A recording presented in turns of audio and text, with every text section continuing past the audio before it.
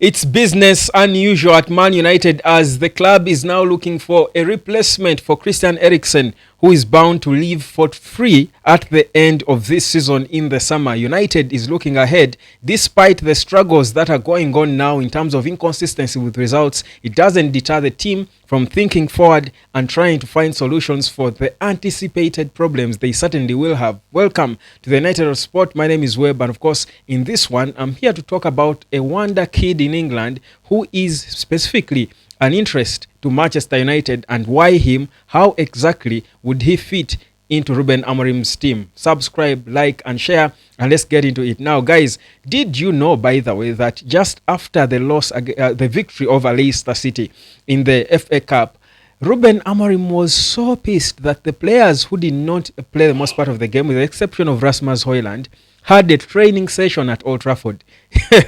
Amorim means business. There is no more joking. He's tired of being made to look bad by most of these players who at times look like they're non-professional footballers. You wonder how they ended up at a club like Man United. But let's get proper into a player who we all believe is so talented. Now, Eriksen, we know, good player, but of course, he's in the evening of his career. He had his personal issues on and off the pitch. And we are lucky. We've had him for all these years, and honestly, it's no hard feelings. It will be a respectful separation between Man United and Christian Eriksen. We got him for free, lives for free, no issues. Ball playing midfielder who, during his day at his peak, was an impeccable footballer. We are just unlucky not to have him when he was at his peak or his prime. But Man United now, according to reports that are credible, they do suggest that United are looking at finding a replacement for Eriksen. Now, we know that Manuel Ugarte was brought in, but more of as a replacement for Casemiro. But United still need a ball-playing number 8. And the young Adam Wharton from Crystal Palace is one of the players that United is being linked with. Now, this boy is only 21. That's one. He joined Crystal Palace in 2022 from Blackburn. They signed him for about 18 million. What a footballer. Now, sadly, he got injured and was out for about 2 months from Crystal Palace. He only returned, I think he made a cameo off the bench for about 2 minutes in that win at Old Trafford. If you saw him for 2 minutes, you perhaps did not get a proper idea of how decent this boy is, how potentially good he can be. But Wharton has got some attributes that we need in Man United. I spoke about in my previous video how United need a ball-playing midfielder to replace Bruno next to Ugarte, so that Bruno is released to go into the number 10 and try to create chances for the team, because he's the king of that. Now, Wharton is just that profile of a player. The only disquiet would be him being young, that he has not played so much games at this level, but he has got all the basic attributes. And you think that if a club like Man United needs such a player when they don't have money in the current circumstances, Wharton is one they can go for, because one, he's ahead of academy players because he has played this season. He has played 9 games for Crystal Palace, but of course mostly because of injury. But he was a proper starter in that midfield for Crystal Palace.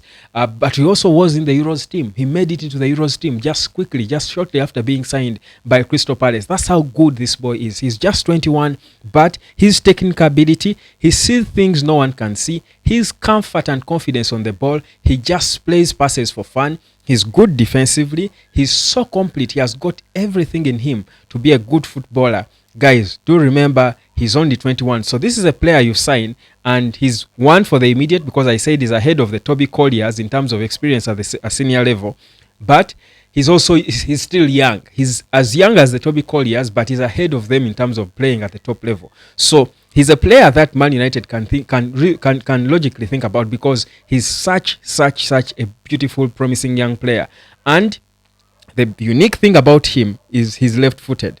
Coaches like Amorim, coaches like Arteta love left-footed players, because if you find them good in the middle, if you're left-footed and you're good with the ball, you're always going to be an amazing player. He does use his right foot as well, but he's mostly left-footed. But he's such a complete ball player. He can play long passes from deep. He can fall into balls and block advances. He's so calm. He makes the team play. He sees things no one sees. Now, you need such a player playing from the central midfield positions. Now, this for me is a perfect and impeccable player, because you think about the price that it could cost, and of course that would be the question, that would be the issue, because we know how English clubs love to overhike their players in terms of fee, but I think for about not more than 35 million euros, Man United can't be able to sign him from Crystal Palace in the summer, which I think is money United can be able to get. I said it, guys, that United do need to sort that Ugarte partner position before anything. That's the first position that Amorim has got to sort. Now, we've been linked with so many players, but I look at this kid and I'm thinking he would fit proper into it. Maybe not the finished article, but which is also a blessing in this case, because we are at a phase of rebuilding. You also don't want to bring an overly experienced, overly expensive player into a team that is being rebuilt.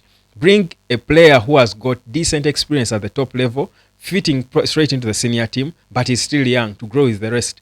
I think that is the kind of ball-playing midfielder United need. And Adam Wharton is just that, because he can give you in a different way, because, again, like I said, he's left-footed. He can give you the ball-playing that is lacking in the midfield of Man United. So you have him there, playing it from deep. Then you have Bruno as one of the 10s. In the interim, you can push Ahmad on right wing back and mold him there as a right wing back, because he can still affect games from there.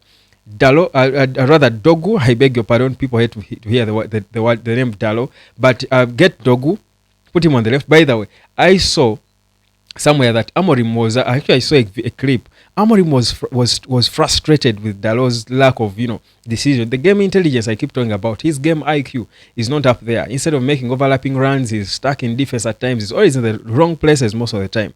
And Amorim at some point was frustrated with these players. Probably that's why immediate after the game he was calling them to just think things into their heads. Guys, this is how you move and stuff. But that said, I think for me, Adam Wharton would be a decent signing, not overly expensive. He's English, because I think there's a certain number of English players you need in the first team, certainly.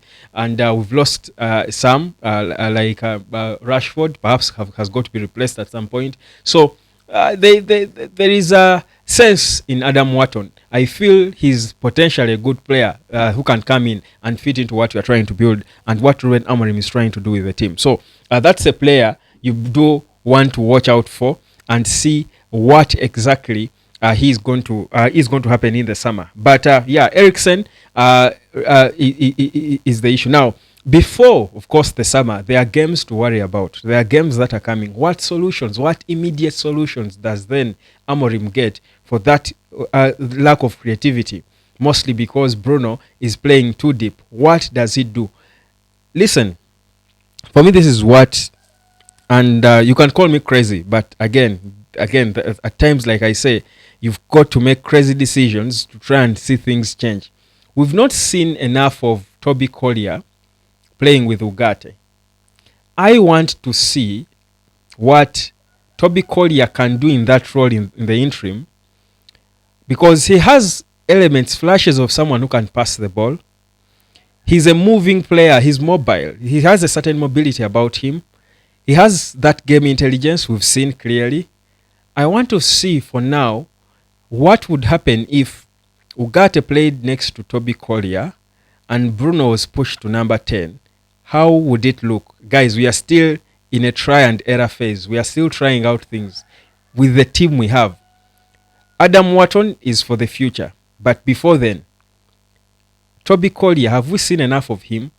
Can we see what he does? Because we've seen him play next to Bruno. Can we see what he does next to Ugarte and how he looks? Whether the balance will lack, what can he add to the team? Does he have those ball-playing attributes that can, try to make the team play from the middle? Because he's not shy to ask for the ball. He's always in positions where he's asking for the ball. So I want to see a little bit more of him and see what exactly that could give the team. That's it for now. Like, share, and subscribe, and let me catch you later, guys.